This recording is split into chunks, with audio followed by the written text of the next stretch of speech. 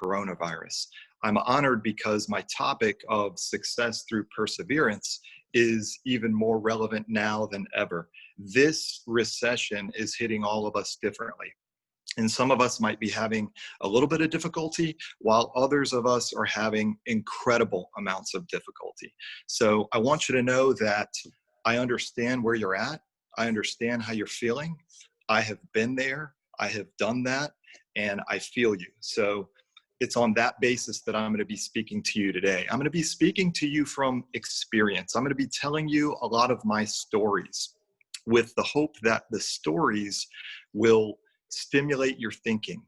They will inspire you. Maybe you'll pull some lessons from the stories, or maybe you'll just see that you're not alone and that the things that are happening to you have happened to me, and I made it through to the other side to get to where I am today.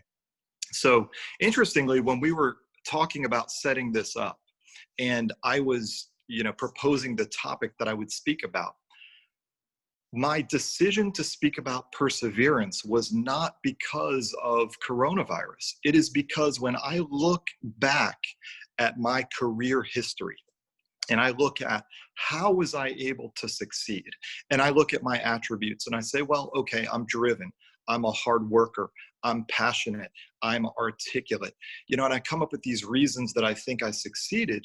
But when I look at that list, by far, what stands out to me is that I persevered over a long period of time.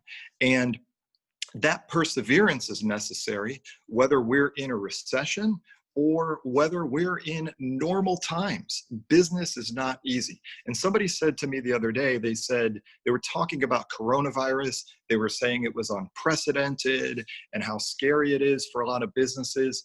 And they were trying to mention just the difficulty. But I got off of that phone call and I started thinking about it later. And I thought, 9/11 was unprecedented, and 2008 was unprecedented. And the fact is this: there is a commonality between all of these events. Recessions have certain themes in common. And one of those themes is that it's difficult. It is not easy. And people are not making money and they don't know what they're going to do. But the other theme that exists with recessions is that they are temporary. So at some point in time, this will get better.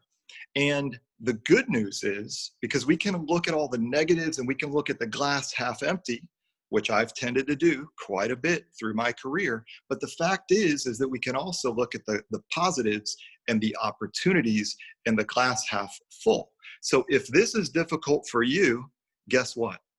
It's also difficult for your competitors. And so that's really good news, because this may be the moment in time that enables you to outlast your competitors. This may be the event that's kicking them out of business.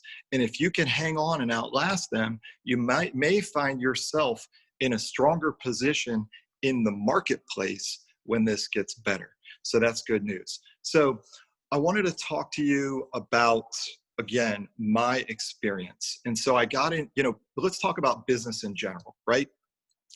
9 out of 10 businesses fail. That is a fact.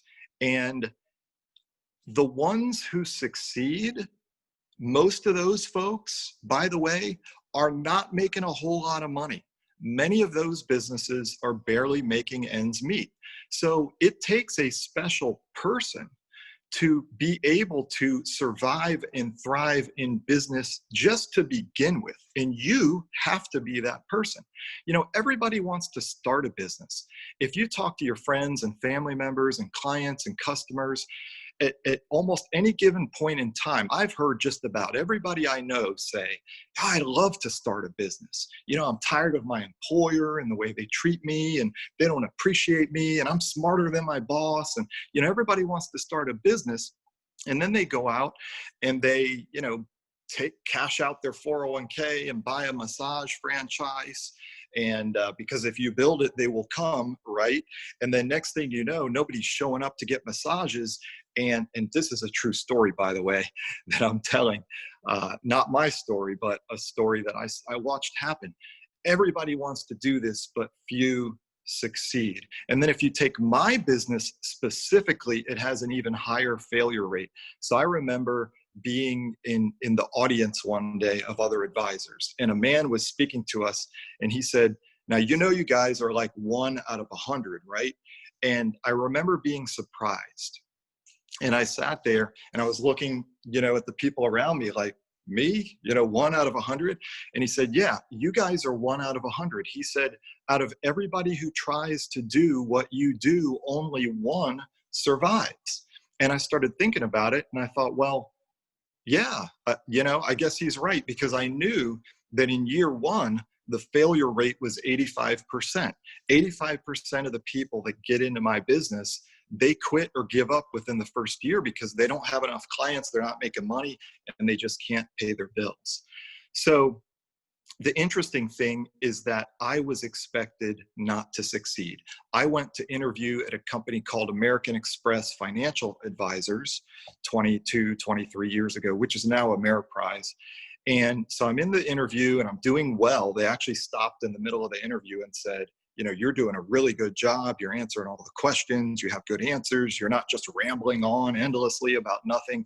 You're doing a good job. And I thought, oh, wow, this is great. Because of course I was scared out of my mind as a 23-year-old inexperienced, young man. And I was like relieved. Oh, okay, I'm doing a good job. Well, at the end of the multi-interview process, they didn't hire me. And I called in to ask why. And they said, it's because you don't have sales skills. And they were right. I didn't even fight back, which would have been the thing to do if I had sales skills, right? To try to persuade them. But they were right. I didn't have sales skills. I don't have the stereotypical salesperson's personality where, I'm super happy and awake first thing in the morning. Hey, how are you? That's actually not me. I'm more analytical. I'm more reserved. And so they thought that I didn't have what it would take to persuade enough people to do business with me. But what they overlooked was my passion, my persistence, my work ethic, the fact that I'm articulate. And so I found another firm to hire me, and I went out and made it happen.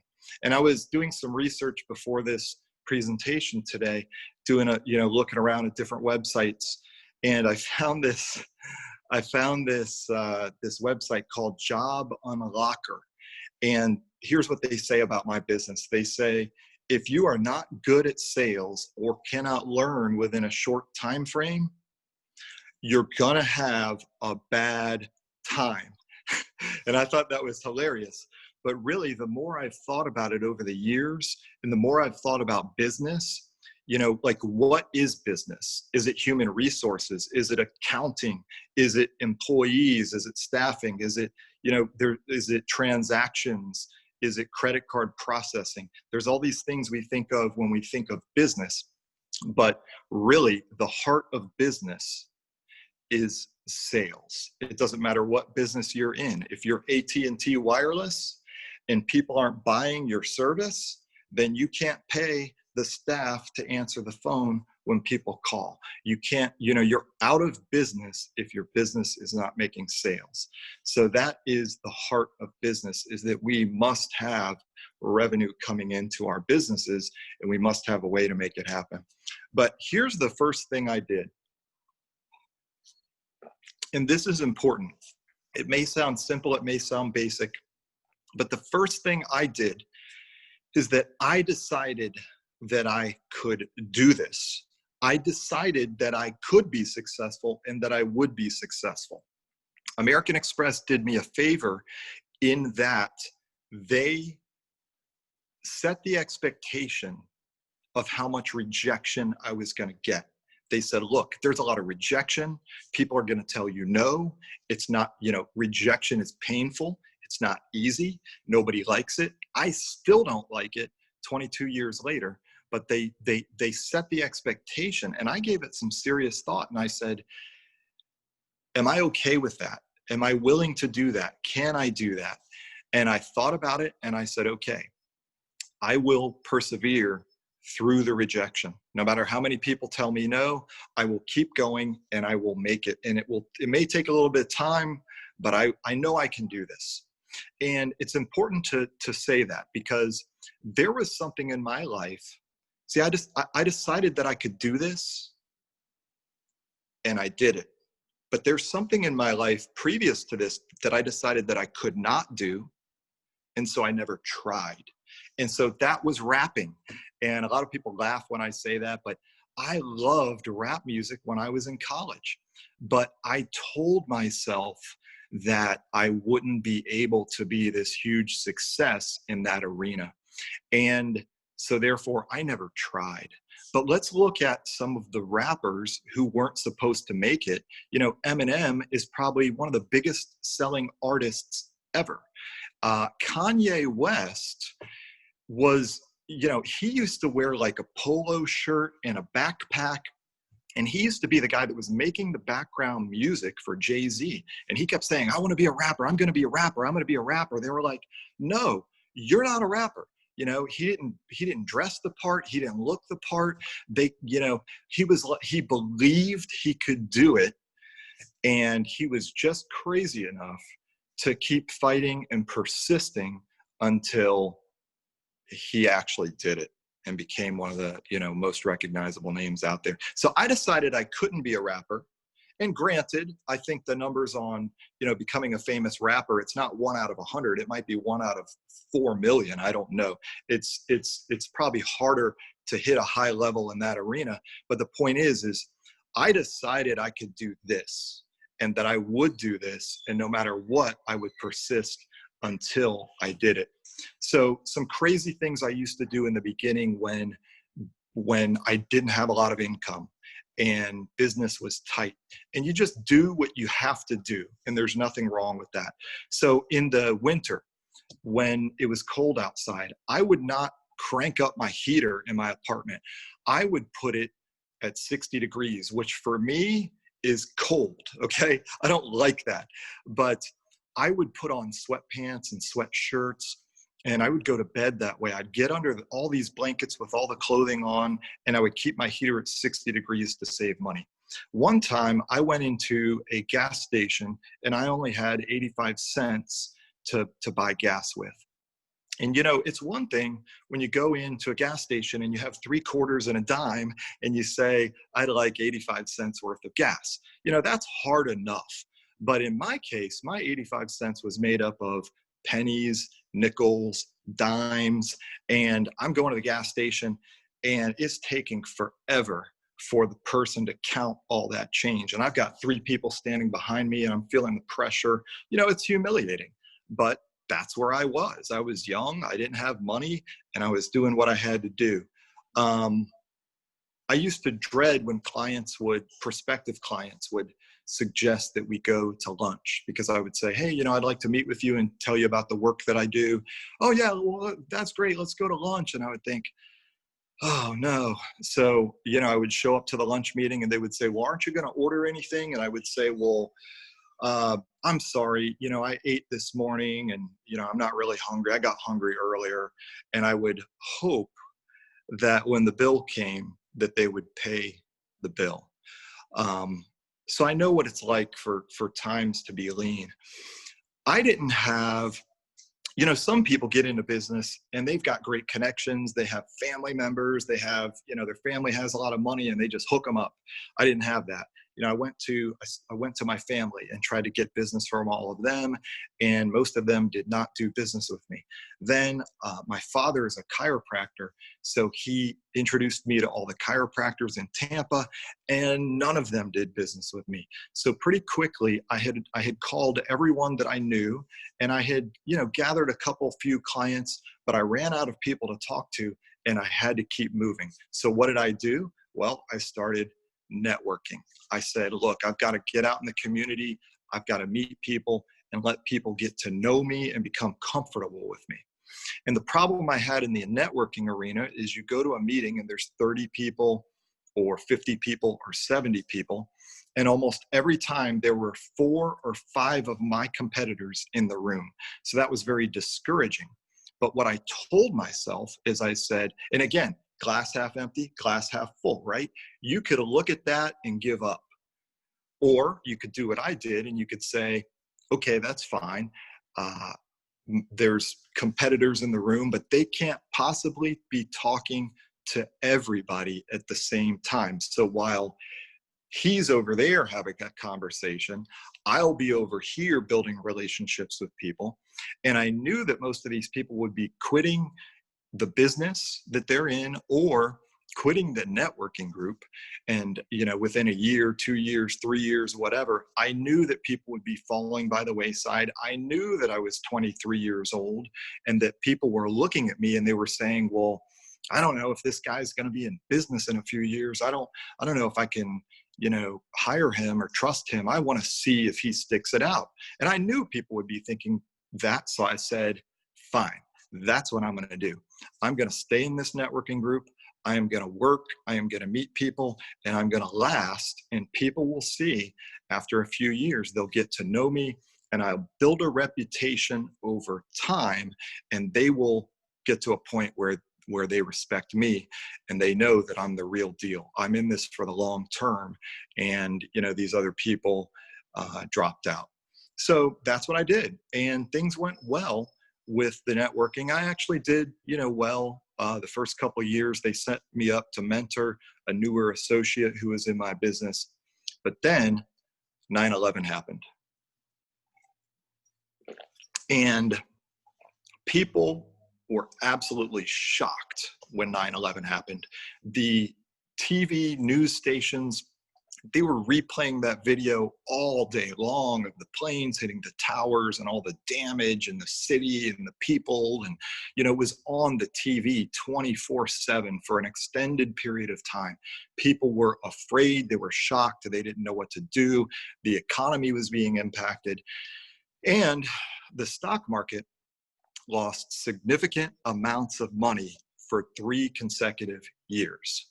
So while I may have had a couple good years there in the beginning, I would then, during 9/11, I would go to these networking meetings and people would say, well, what kind of work do you do? And I would answer the question and they would get quiet and you could feel the person almost take a half a step backwards. They didn't want to talk to me during that time. They didn't want to talk to anybody about the things I was talking about.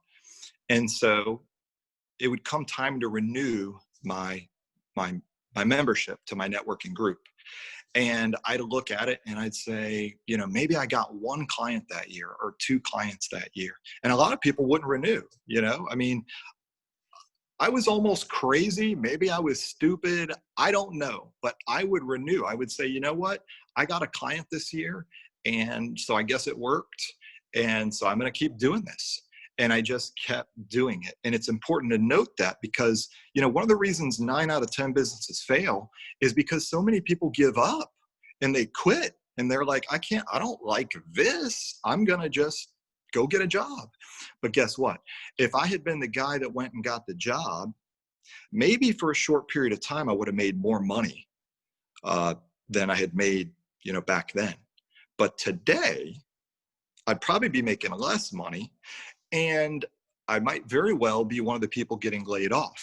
Whereas because I stuck it out and I went through that lean time, now I'm doing much better and I'm not getting laid off in this recession. When you're a business owner, they can't lay you off necessarily. You may lose some clients or some customers, but you can still keep, maybe a significant portion of your revenue. And that's one of the benefits of being self-employed. So, because some people say, well, isn't it risky to be self-employed? Well, or a small business, you can consider it risky. And in some ways it is, but in some ways, if you think about it, the person who has the job has one source of income, whereas the person who owns the business has many sources of income. So is that more risky, or is there maybe a little bit more security in that? So then the next thing I did is now I had a business partner who, the guy that I mentored early in the business. And we began working, we just worked very well together, and we got along great, and we ended up accumulating a lot of joint clients together. We were like close business partners. I mean, we were like this, and I want to say for 7 or 8 years. We just saw eye to eye on everything, and everything was wonderful. And so then a client of mine decided to get into the business, and he joined us. So the three of us decided to go out and buy an office building. And really, it was an old home that needed renovation, and we were using it as an office. And so here I was, and this was in 2006. And at the beginning of that year, I was earning more money than I had ever earned in my life. And so was my wife, and we did not have the expense of children. So then we decided to buy this office building, and it needed a lot of renovations. So we're getting 3 roof quotes.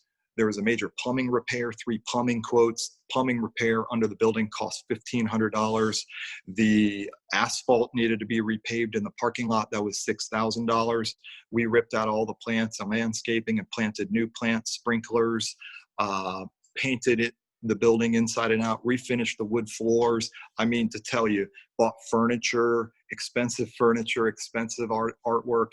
I mean, to tell you, we hooked up this building, and we put a lot of money in, and we essentially didn't work very much for 6 months. I mean, we took care of existing clients, but beyond that, we didn't do much. And just as soon as we finished renovating the building, somewhere in the fall of 2006, my business partner, the guy that I had worked with for 7 years, 8 years, we were very close. Well, he quit. He quit. And he said, I can't do this anymore. I think his wife was pressuring him because, he was working too many hours. He wasn't making a whole lot of money. And she might have even given him an ultimatum.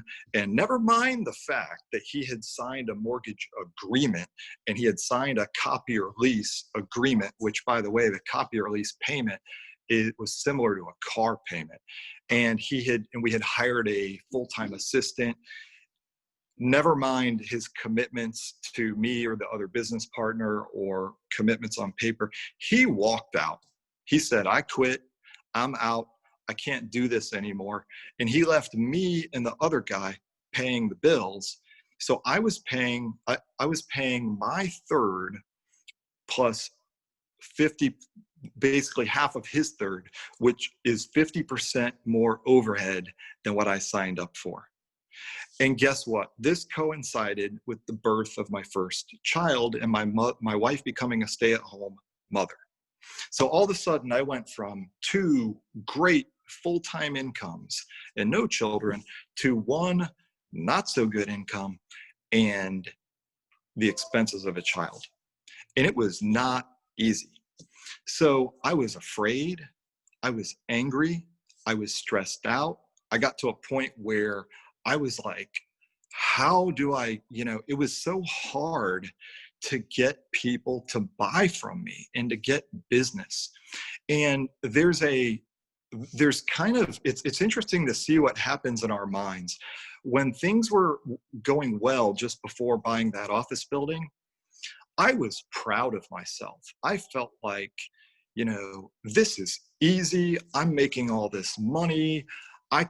This will continue forever. I'm making this happen. And when I hit that lean time, the difference, it was like I couldn't make the business come in. I didn't know what I was going to do. And it's amazing to see how great it is when it's good and how difficult it can be when it's difficult. But I had a mentor years ago, and he used to say, don't let the highs get too high and don't let the lows get too low. So what are we doing when we're in the low period?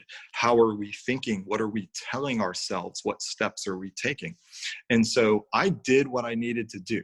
Now, I didn't do it soon enough. Here's the mistake I made, because I was young and I was emotionally attached to the building.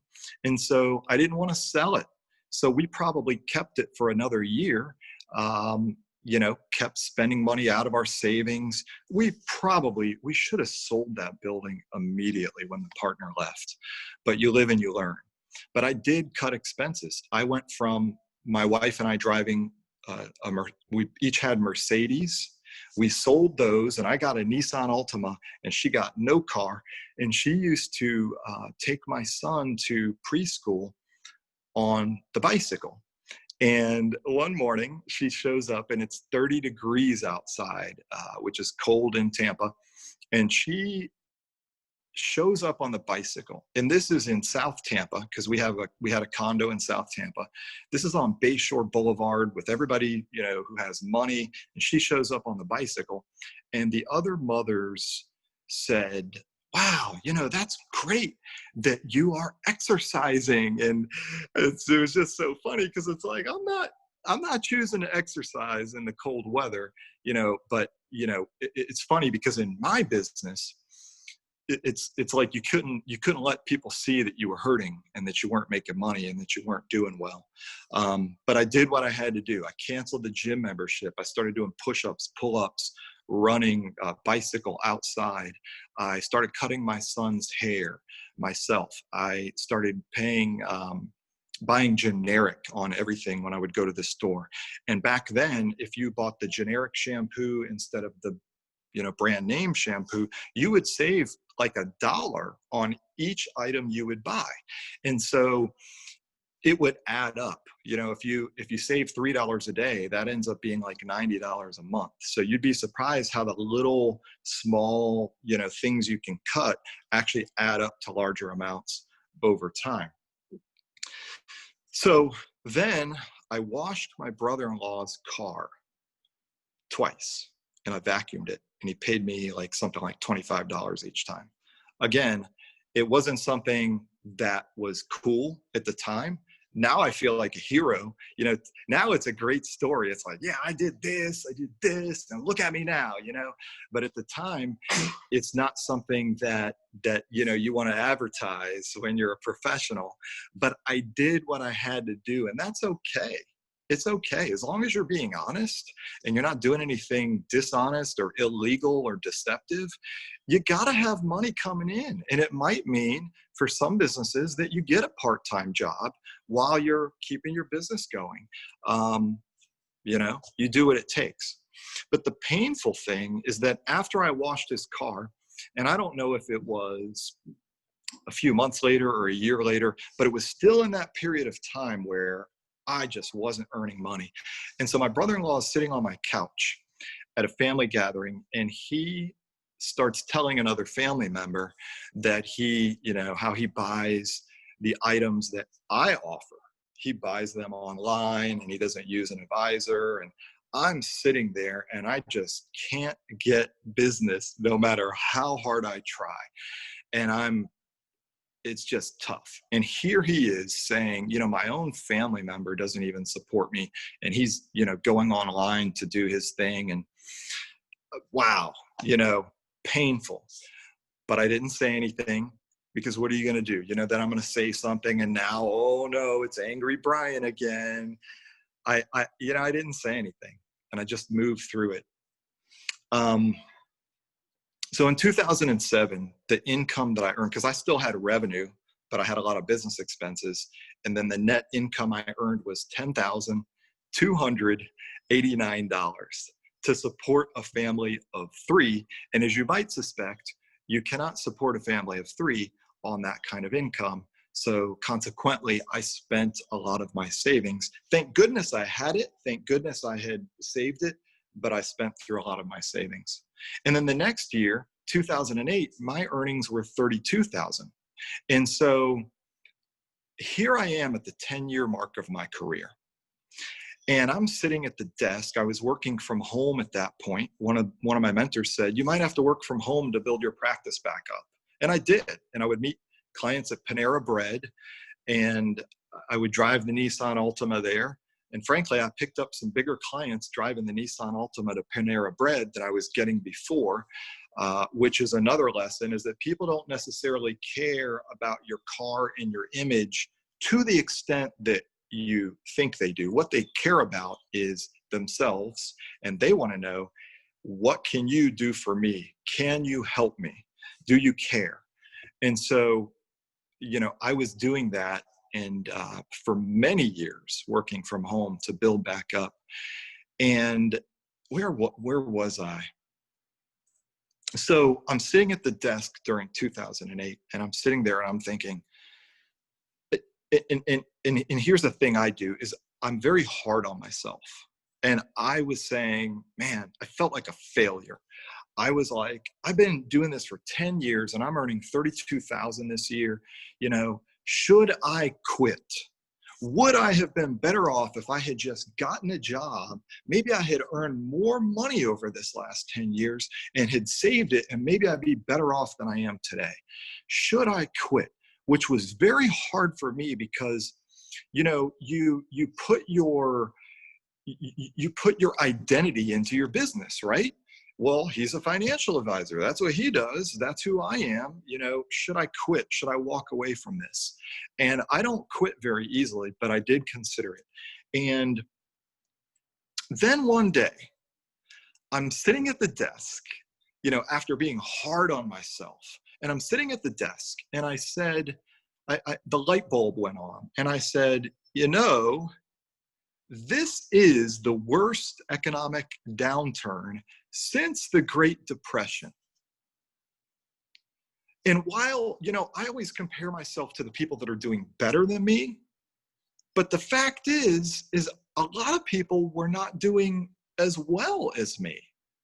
And so you got to be kind to yourself sometimes. And I said, look at all the people who aren't doing as well as me. Again, am I looking at the glass half empty or the glass half full? And I started to realize that, it's okay that I'm earning what I'm earning during this time. I had clients who were earning $100,000 a year, and then they were unemployed and couldn't find a job for a year. So I was doing better than them. And that's the other message of business ownership. Even when times are hard and income is down, it might just be that you could still be better off than the person who has the job and gets laid off. So I sat down with a mentor, and I was in this meeting of people in my profession, and an older gentleman was speaking to us, and he said, help out a younger person in this business, talk to them, because this is a difficult business. And I'm sitting there, in all my pain that I was in, and I was like, yeah, this is a difficult business. So I called the guy up and I said, hey, can I have a cup of coffee with you? He said, yes. So I meet with him, and I said, man, I just feel like I should be earning more than I'm earning at this stage. This is not what a 10-year advisor should be doing. And he says, well, he said, I feel like you're underpaid in this business for the first 10 to 15 years, and then you're overpaid after that. And I said, really? And he said, yes. And I said, oh, great, because I was at the 10-year mark. So I was like, this is great. I'm going to start getting overpaid now. And again, I had good years here and there mixed in, but I had some lean years. And by and large, I thought it was going to start at year 10, but interestingly, it started after year 15. That's when I started making what I would consider to be, good income. Perseverance. So in preparation for today, I looked up, and I hate that I did this, but I looked up the definition of perseverance. I hate when people give speeches and they start with the definition of what they're speaking about. But I looked up the definition, and it said persistence in doing something despite difficulty or delay in achieving success. And that's exactly what I did. There's an entrepreneur who I follow on social media. His name is Dan Lok. He's an Asian gentleman. He's a multimillionaire. He has millions of followers on YouTube and Instagram and Facebook. And he says that the number one quality of a successful entrepreneur is the ability to endure pain for a long period of time. And again, that's what kicks the other people out of business. And now they're back working a job somewhere and dealing with office politics and not being treated well. So what are some ideas? So hopefully you've gleaned some ideas from what I've said thus far in some of the stories.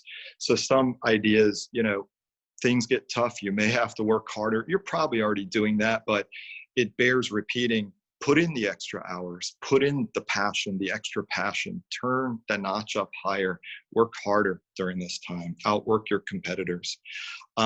Keep your routine going. Maybe you feel depressed. Maybe you feel stressed. Maybe it's causing you to freeze. But it's important that you keep the action going. I've been through periods in my career where I was afraid, I was just depressed. I felt like nobody cared or knew what I was going through. But I always kept going to the gym and I always kept going to the office because it takes the edge off. It may not take away the depression if that's what you have, but it takes the edge off and you have to keep trying. Now, I realize you can't go to the gym right now and you might not be able to go to the office right now. But for me, I'm still exercising every day. It's a great stress reliever. Now I'm having to invent exercises and do push-ups and jumping up in the air and all of this, but I'm doing everything I can to keep the routine going. Get a mentor or get a peer in business. They don't even have to be in the same business as you. I remember calling a friend, and I have one employee, and I called a friend who's in a totally different business, and he has more employees than I do. And I was telling him about some of the phone calls I get from clients and and he said, well, that happens in our business too. And I said, really? He said, yeah, it's the exact same thing that happens in our business. So here's how I handle it. I just direct this, I direct them over here. So you might be surprised how smart other people can be. Maybe they're in a different business. Maybe they're not in business, but they're a family member and they've got great words of wisdom.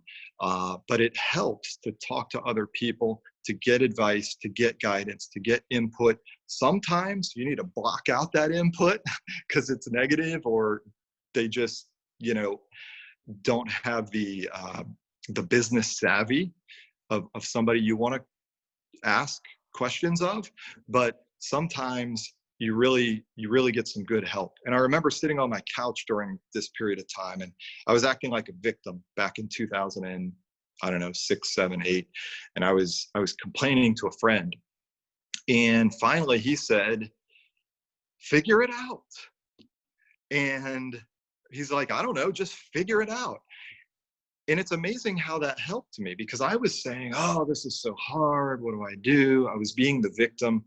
And when he said, just figure it out, it actually helped me. It opened up my mind that, maybe I can figure this out. Maybe I can get through this.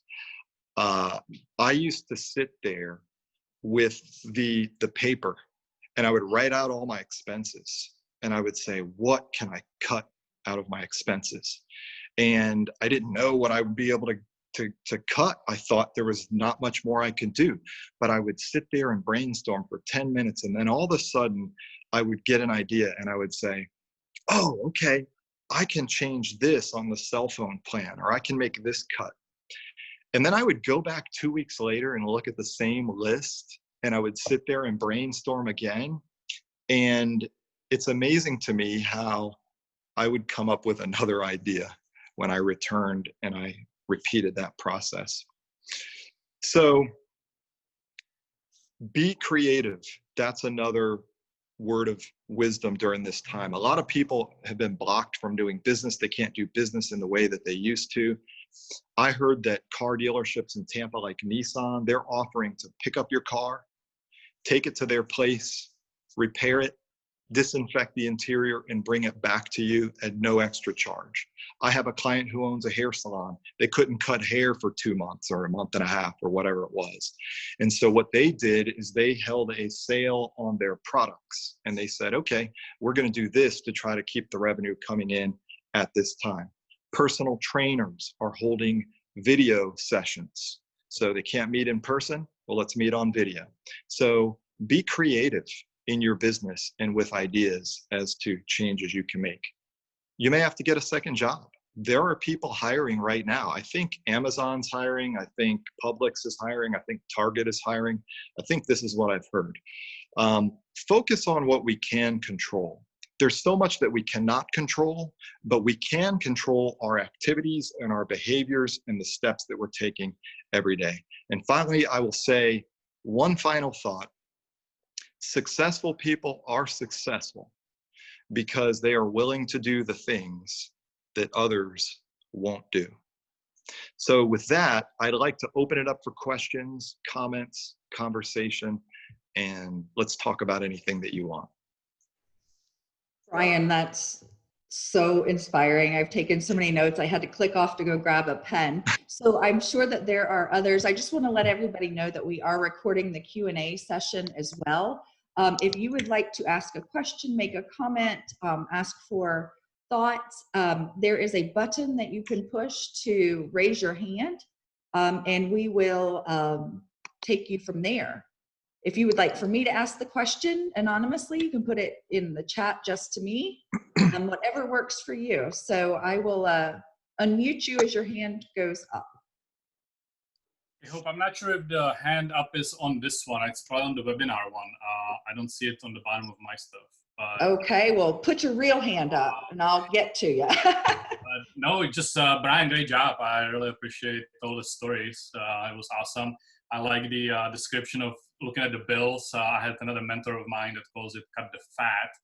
And I did that like a month ago, and I found so many subscriptions and crap that I was paying every month and not caring about it because everything was fine, that I ended up saving at least $1,000 by just canceling stuff. I even had like a monitoring from a house I sold 6 months ago, still paying $10 a month for. Like it was just, it's a good idea to sit down and go through the numbers for sure. But yeah, thank you for the presentation. Thank you. And I'll add one more thought on that.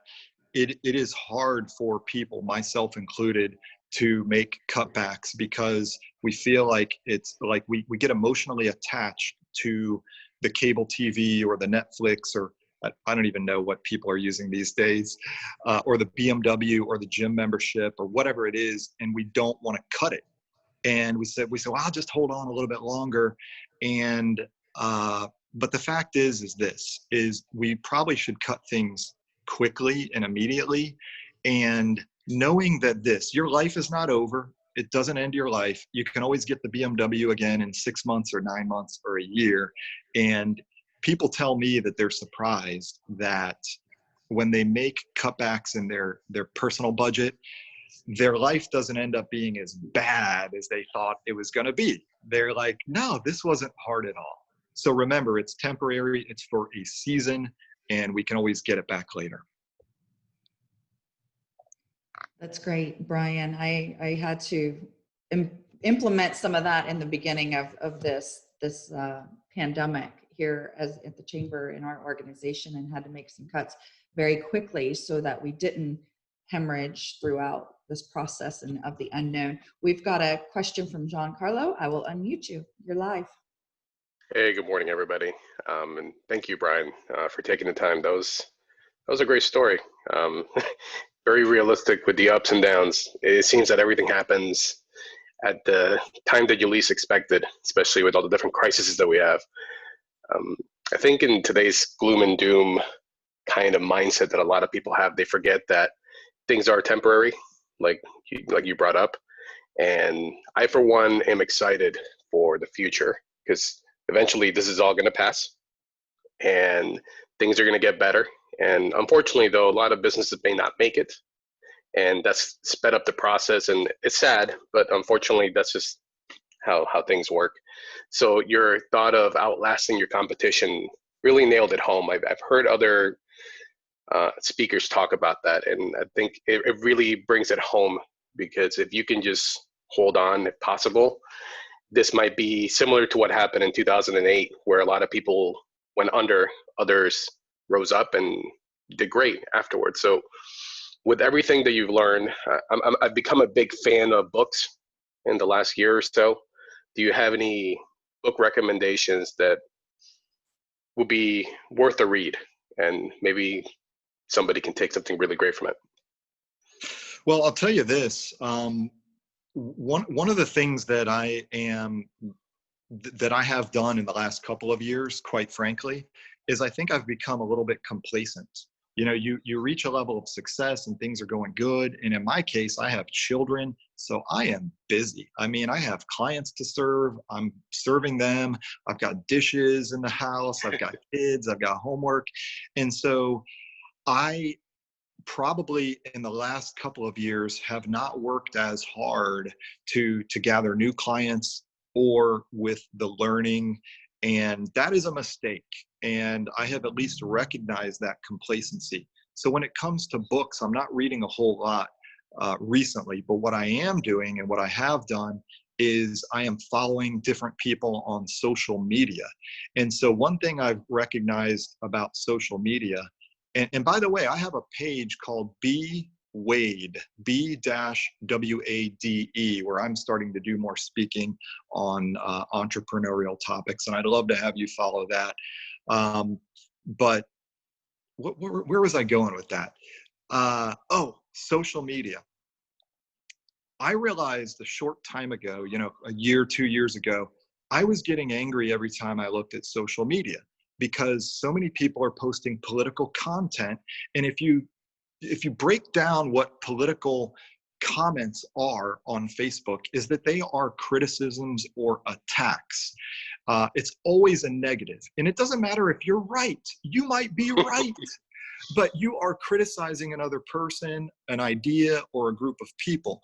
And so what I found is that, and I hate both sides, by the way. I hate the left and the right.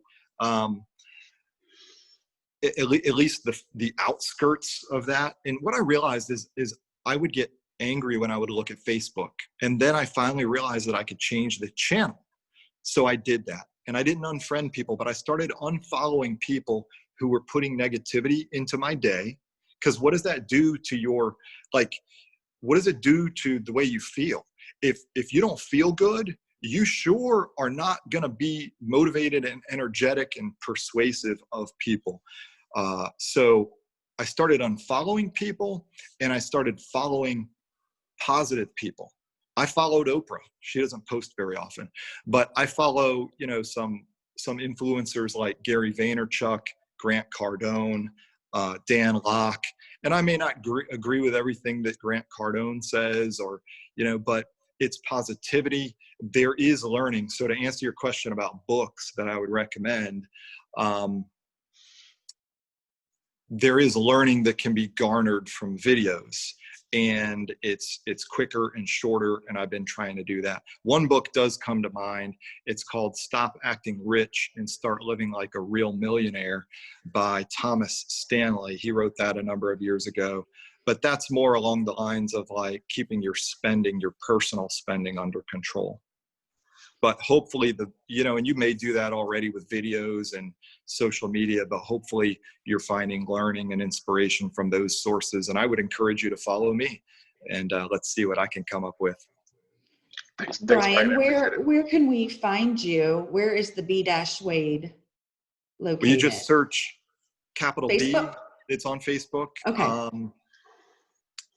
I'm going to go on YouTube. I have a lot of videos I've recorded and I haven't even put out. The difficulty there is that I have my full-time job, and I'm kind of doing that as a hobby because my wife continues to push me to do it. She says, you should really be, putting this content out there. So little by little. So right now it's on Facebook. Well, that is fantastic. And you have actually spurred a great idea for us here at the Chamber as we are reimagining us as an organization. And one of our participants today said that they are interested in being a mentor. And there's nothing better than to share the knowledge that you've learned. They need a mentor. We've got people that have experienced things like you. So I know that it's something that the Chamber can take the ball and run with and provide for our businesses and our community. So I want to thank you for that idea. And I wrote down a bunch of little notes, but my takeaway today was one word that you used, and you kept using it over and over. And so oftentimes we say, well, I make this much money, I make this. You use the word earning, and earning has a completely different meaning than making. And so I really appreciate you using that word. I'm not sure if I'm sure it's very intentional and you've been doing it your entire career, because you didn't go at one time, but we have to earn the relationships. We have to earn our money. We have to work really, really hard. And quitting is where we fail. So those are my takeaways, and I have really much enjoyed you today. And if there are any other questions, if you guys could pop your hand up real quick. And if not, we'll sign off. And Brian, I do have one more thing that I would like absolutely. to add.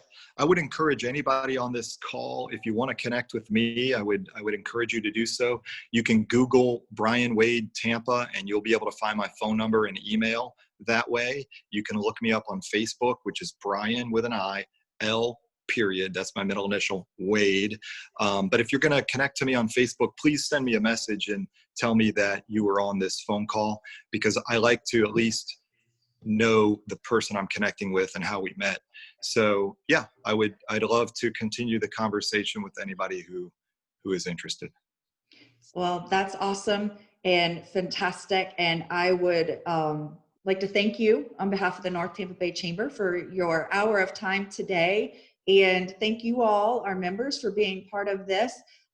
Look forward to sharing more time with you guys in the near future. Everybody have a great day, and we'll see you soon.